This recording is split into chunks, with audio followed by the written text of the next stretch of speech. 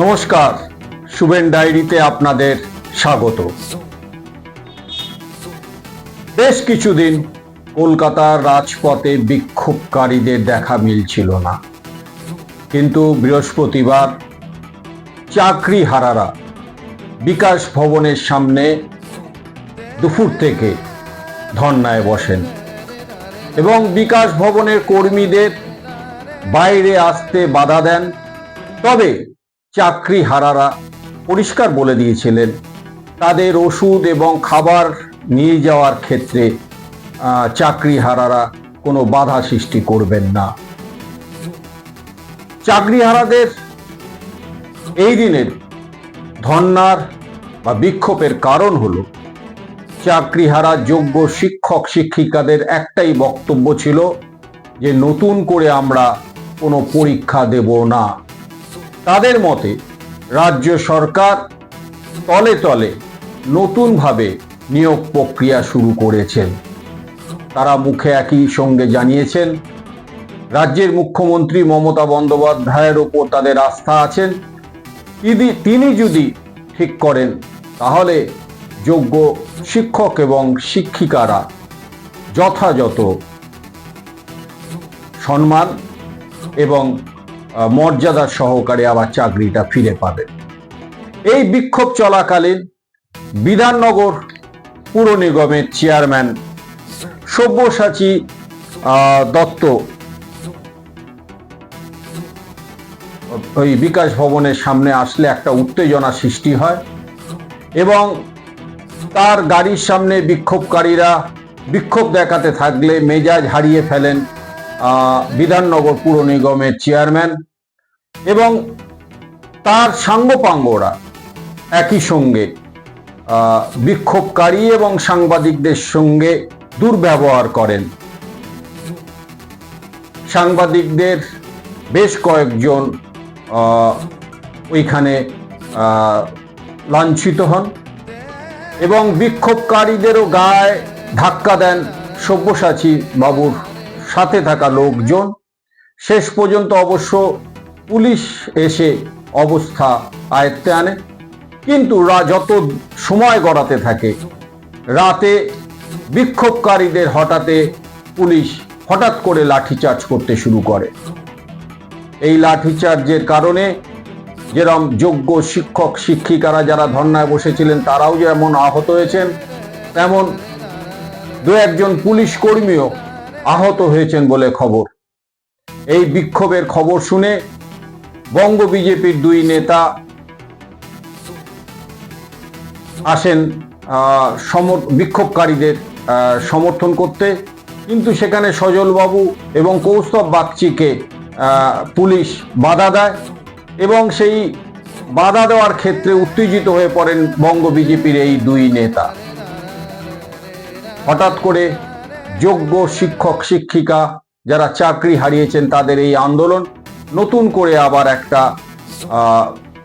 গন্ডগোলের বা একটা নতুন অব্যবস্থার প্রস্তুতি শুরু হয়ে গেল। আগামী কয়েকদিন কি হবে তা বলা যাচ্ছে না।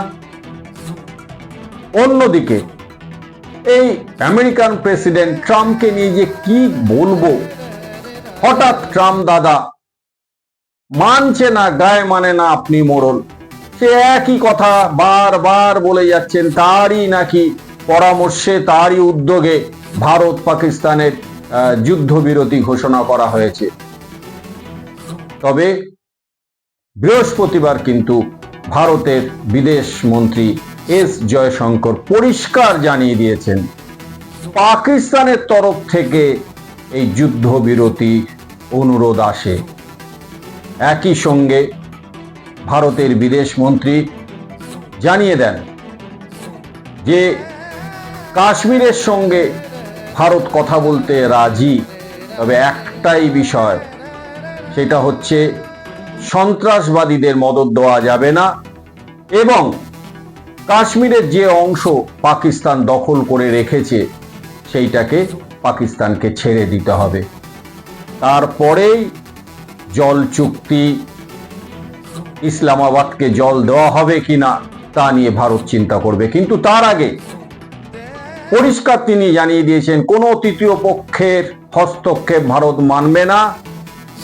তারা পাকিস্তানের সঙ্গে আলোচনায় যেতে রাজি আছেন, কিন্তু সেই ক্ষেত্রে আলোচনার বিষয়বস্তু হবে দুটোই, সন্ত্রাসবাদীদের প্রশ্রয় দেওয়া চলবে না, আর কাশ্মীরের যে অংশ পাকিস্তান দখল করে রেখেছে তা ফিরিয়ে দিতে হবে। ট্রাম্প দাদার পাগলামি এখানেই শেষ নয়।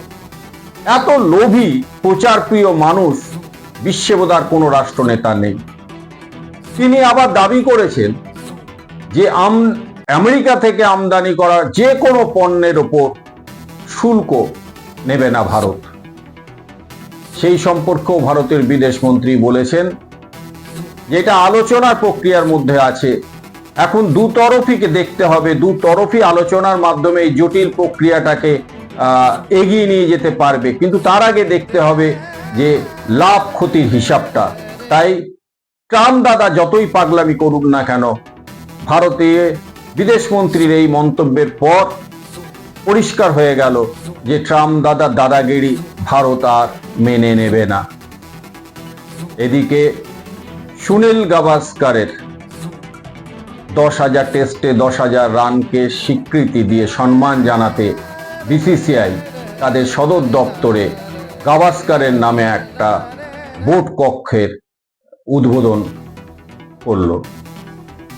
বৃহস্পতিবার 10,000 গাভাস্কার বোর্ড রুমের উদ্বোধন করলেন স্বয়ং সুনীল গাভাস্কার নিজে।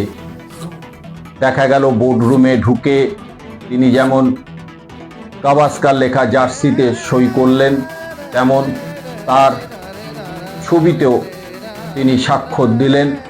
অভিভূত গাভাস্কার জানালেন, মুম্বাই ক্রিকেট অ্যাসোসিয়েশন আমার মা, বিসিসিআই আমার বাবা।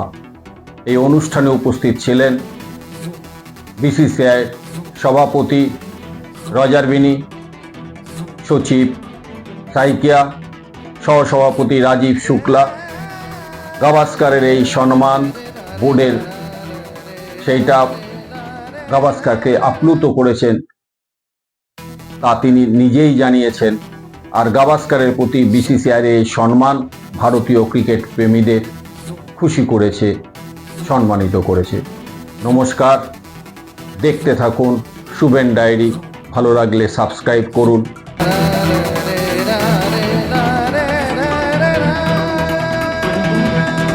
Shuven diary, Shubhen diary.